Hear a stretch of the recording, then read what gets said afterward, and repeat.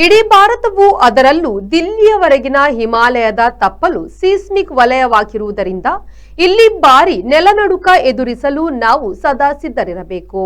ಮತ್ತೆ ಹಿಮಾಲಯದ ತಪ್ಪಲಿನಲ್ಲಿ ನೆಲನಡುಕಗಳು ಸದ್ದು ಮಾಡುತ್ತಿವೆ. ಭಾರತದ ಈ ಪ್ರದೇಶವು ಹೆಚ್ಚು ಭೂಕಂಪ ಸಾಧ್ಯತೆಯ ವಲಯವಾಗಿದೆ. ಕಳೆದೊಂದು ತಿಂಗಳಲ್ಲಿ ನೇಪಾಳ ಸಹಿತ 7 ಬಾರಿ ನೆಲ ನಡುಗಿದೆ. ಭಾರೀ ಭೂಕಂಪ ಹಾನಿಯ ಒಂದಿಷ್ಟು ಮಾಹಿತಿ ಮುಂದಿನಂತಿದೆ. 2 ವರ್ಷ ಹಿಂದಿನ ಟರ್ಕಿ ಸಿರಿಯಾ ನೆಲನಡುಕದ ಸಾವು ಸಂಖ್ಯೆ 23,000.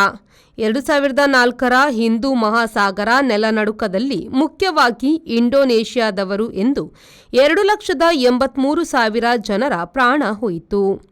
2010ರಲ್ಲಿ ಹೈತಿಯಲ್ಲಿ ನಡೆದ ಭೂಕಂಪವು 1,60,000 ಜನರ ಜೀವ ಬಲಿ ಪಡೆಯಿತು. ಕಾಶ್ಮೀರದಲ್ಲಿ 2005ರಲ್ಲಿ ನಡೆದ ಭೂಕಂಪದಲ್ಲಿ 87,351 ಮಂದಿ ಮೃತರಾಗಿದ್ರು. ಅತಿ ಹೆಚ್ಚು ಸಂಪತ್ತು ನಾಶ ನಡೆದ ನೆಲನಡುಕವು 2011ರಲ್ಲಿ ತೊಹೋಕುನಲ್ಲಿ ನಡೆಯಿತು.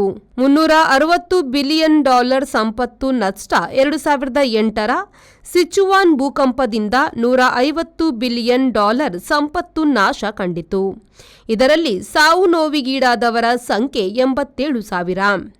ಟರ್ಕಿಯ 1939ರ ಭೂಕಂಪದಲ್ಲಿ 33,000 ಮಂದಿ ಹಾಗೂ 1999ರಲ್ಲಿ 17,000 ಜನರು ಪ್ರಾಣ ತೆತ್ತಿದ್ರು.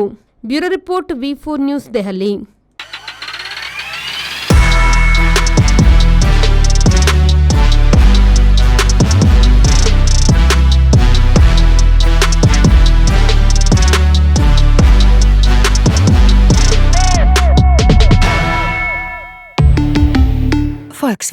Volkswagen Mangalore, Airport Road, Yeyadi, Mangalore. Volkswagen.